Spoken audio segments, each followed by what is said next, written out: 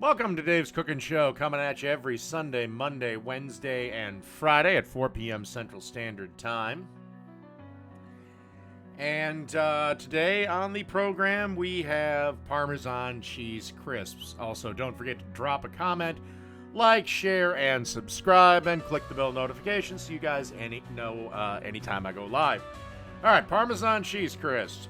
Super easy snack to make. What you want to do, preheat the oven to 400 degrees.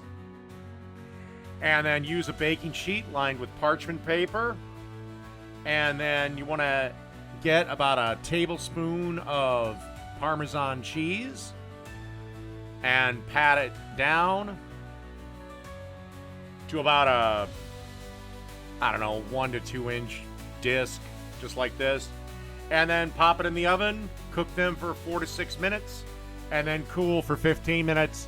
And I must reiterate, please only make this once in a while because there is absolutely nothing healthy about this.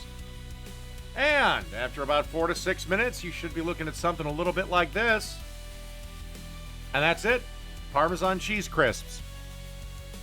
Done.